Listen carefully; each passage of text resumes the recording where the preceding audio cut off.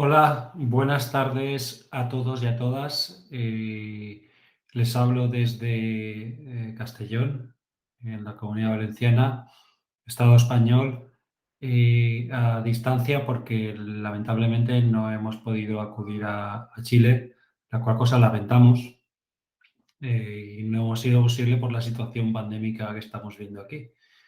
Bien, en primer lugar, agradecer la oportunidad que se nos brinda, a pesar de estos inconvenientes. Y nada, voy a proceder a explicar el texto de la ponencia que dispondrán en breve tiempo en el libro de ponencias. Lo que vamos a contar aquí, hablo yo en nombre de los tres compañeros que tienen ahí indicados, es una investigación que está en proceso, por lo tanto, no podemos aún presentar resultados concluyentes, sino solamente el planteamiento de la investigación y explicar un poco cómo va, ¿no? Esta investigación forma parte de una subvención, esta presentación forma parte de la investigación que ha sido subvencionada por el Gobierno valenciano en un proyecto que se llama Emergentes para grupos emergentes de investigación. Bien, de lo que trata nuestra investigación es de analizar cómo se produce el acomodo, y después explicaremos bien a qué nos referimos con esto de acomodo, entre los viejos y nuevos residentes de los espacios de los pueblos rurales de la Comunidad Valenciana. Esto de viejos y nuevos residentes es una manera de definir o de denominar a dos tipologías de residentes que después analizaremos mejor, pero que tienen dificultades tenemos dificultades para poder definirlas, ¿no? Porque no es que sean viejos, sino es que siempre esto de decir de siempre vecinos, vecinas, etcétera, es muy dificultoso, ¿no? Bueno, lo veremos.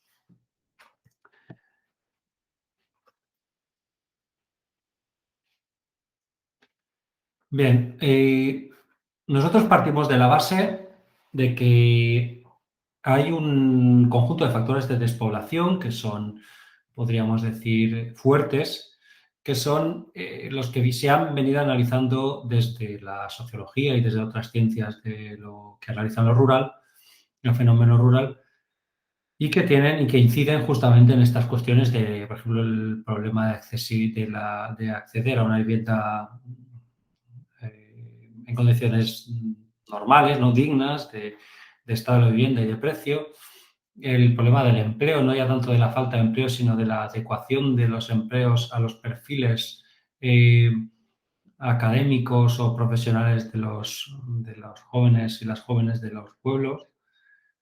La carencia o la mala calidad de los servicios públicos que hay en los pueblos rurales, pero también la ausencia o mala calidad de los servicios privados, por ejemplo, la banca, en nuestro caso, las dificultades de movilidad, en un mundo en que cada vez es más necesaria esta movilidad, etcétera. Y por otro lado, también, aparte de estas desigualdades urbanos-rurales, que son elementos directos de producción de despoblación, hay todo este recorrido también que ha hecho la sociología de analizar un poco cuál es el imaginario que se tiene de la ruralidad, tanto en las ciudades como en la propia ruralidad, ¿no?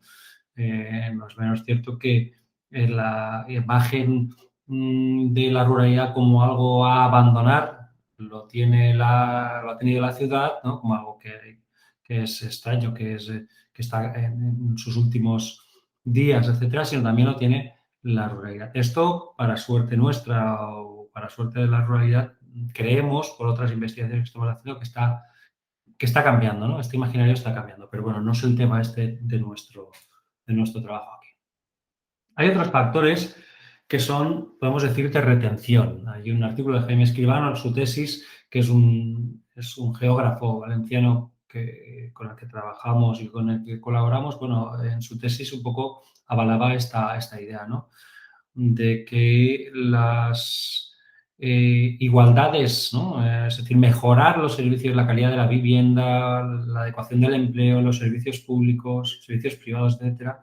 Sí, de momento, por el momento, no significa que haya nuevos pobladores, no es un elemento de momento, actualmente de atracción. Sí que es verdad que es un elemento fuerte de retención de población local, es decir, que la población local, cuando tiene estos servicios y cuando tiene estos servicios en calidad, se lo piensa más a la hora de abandonar lo rural. Aquí ponemos imaginario también como un elemento que está por estudiar, ¿no? En este sentido, ¿cómo está cambiando este imaginario, ¿no? Como si hay estos servicios con una calidad suficiente, la gente ya realmente empieza a confiar también en lo rural y empieza a plantearse a plantearse y a reivindicar cierto orgullo local, ¿no? Que hace que intente por todos los medios quedarse, ¿vale? Finalmente nos encontramos con el problema de la inestabilidad residencial de la población rural.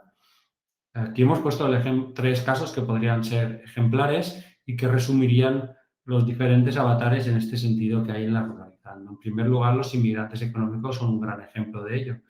Estos inmigrantes, como ya hemos dicho antes, normalmente tienen su principal motivación es buscarse la vida, buscar un empleo o unas condiciones de vida mínimamente dignas que no tenían en sus países de origen o que tenían en menor medida. Y claro, cuando la situación económica cambia, pues si no han enraizado, si no tienen un trabajo que les garantice un futuro seguro, no tienen problemas en migrar y volver a ser migrantes y buscarse la vida en otro lugar, ¿no? Depende mucho de las fluctuaciones económicas. Es entre lo que pasó con, con toda la población inmigrante que vino a partir del 2000 y que en 2008 con la crisis económica que experimentó España en particular, pues se fueron, ¿no? Muchos de ellos quedaron. Eso también hay que decirlo y hay que resaltarlo y después lo diremos. Por otro lado están los neorurales, que a los neorurales este tema de la inestabilidad les viene un poco por definición. Estas personas justamente van a lo rural porque no tienen en muchos casos ataduras con lo urbano o con sus digamos, orígenes previos. Es verdad que también además vienen con un alto nivel de idealización y que vienen con un componente cultural que muchas veces choca un poco con la realidad local, ¿no? Este alto nivel de idealización también significa y supone un alto nivel de decepción que muchas veces se traduce en la huida, ¿no? En la huida de estas personas del medio rural. Gracias también a la posibilidad que tienen por esa tipología laboral o de formación cualificada que tienen que pueden desarrollar sus trabajos en diferentes lugares, ¿no?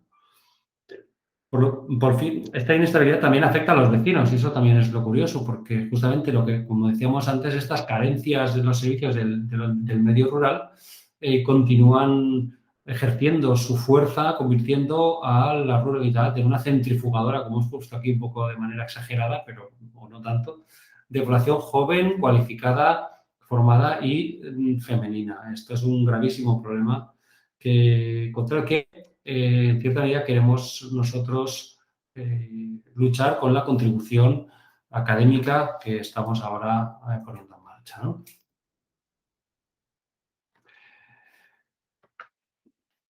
Para fomentar, para intentar evitar, mejor dicho, esta inestabilidad en la residencia rural, entendemos que hay un hecho que está al margen, al menos a priori, de la dotación y de la dotación en servicios sociales, servicios comerciales, etcétera, es decir, de aquellos elementos duros de expulsión o de retención, sino que nosotros nos interesamos también por otro aspecto que lo hemos observado ya en nuestras investigaciones previas, aunque no se dedican a esto, pero nos ha salido en diferentes momentos, cómo el elemento comunitario es un factor central o relativamente con un peso relativamente alto a la hora de retener a las poblaciones, a la población de nueva residencia, especialmente a aquella que podría ser la más volátil, ¿no? Como son los neorurales, la inmigrante económica y no tanto a aquellas personas retornadas que tendrían los vínculos previos ya fuertes en la comunidad.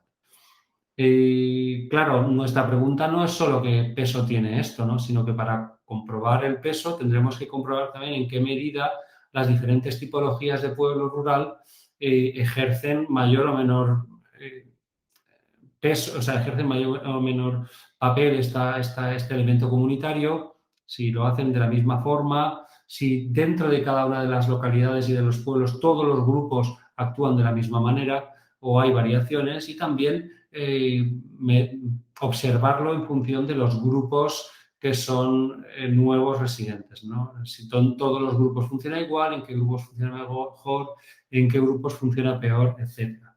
Para hacerlo vamos a fundamentarnos en 3 tipos de análisis, ¿no? En primer lugar vamos a, y esto sobra decirlo, a través de datos secundarios, analizar las 6 localidades, los 6 municipios a los que nos vamos a dirigir, ¿no? Esta muestra, que compuesta por 6 municipios, va a repartirse por toda la Comunidad Valenciana, por las diferentes tipologías de ruralidad, en función de la posición geográfica, pero también en función del grado de riesgo de despoblación que tengan los municipios.